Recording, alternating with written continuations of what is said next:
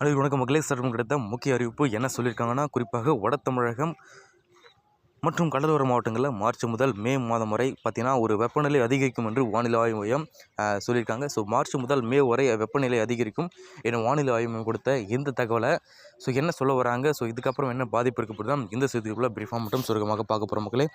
அதுக்கு முன்னாடி நம்மளோட சேனல் தான் வந்திருக்கீங்கன்னா மறக்காமல் சப்ஸ்கிரைப் பண்ணிக்கோங்க. பக்கத்தில் இருக்க பெல் ஐக்கனை கிளிக் பண்ணி ஆல்ரெடி பண்ணிக்கோங்க. அந்த முக்கியமான விஷயம் வீடியோ ஸ்கிப் பண்ணாமல் பாருங்கள். இப்போ நான் சொல்கிற தகவல் உங்களுக்கு வந்து மெசேஜ் வாங்க வீடியோக்குள்ளே பார்க்கலாம்.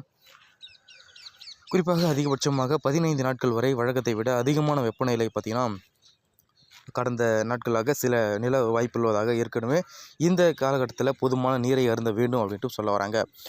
அதிக வெயில் இருக்கும் நேரத்தில் வெளியில் செல்வதை தவிர்க்க வேண்டும் அப்படின்ட்டும் சொல்ல வராங்க.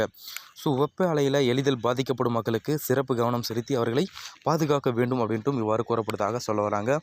தமிழகத்தில் மழை வாய்ப்பு குறித்து சென்னை வானிலை ஆய்வு மையம் வெளியிட்ட செய்திக்குறிப்பில் கூறியிருப்பது என்ன சொல்லியிருக்காங்கன்னா, குமரிக்கடல் பகுதிகள் மற்றும் அதனை ஒட்டிய பகுதிகளில் ஒரு மேல் வளிமண்டல கீழடுக்கு சுழற்சி நிலவுகிறதாக. இதன் காரணமாக பார்த்தீங்கன்னா குமரிக்கடல் பகுதியிலிருந்து லட்சத்தீவு வரை ஒரு வளிமண்டல கீழடுக்கு சுழற்சி நிலவுவதால் இதன் காரணமாகவும் மார்ச் 2ஆம் தேதியாகிய இன்றும் நாளை மறுதினமாகிய மேற்கு தொடர்ச்சி மலை மாவட்டங்களில் ஓரிரு இடங்களில் லேசான மழை பெய்யக்கூடும் அப்படின்ட்டும் எதிர்பார்க்கப்படுவதாக சொல்ல வராங்க.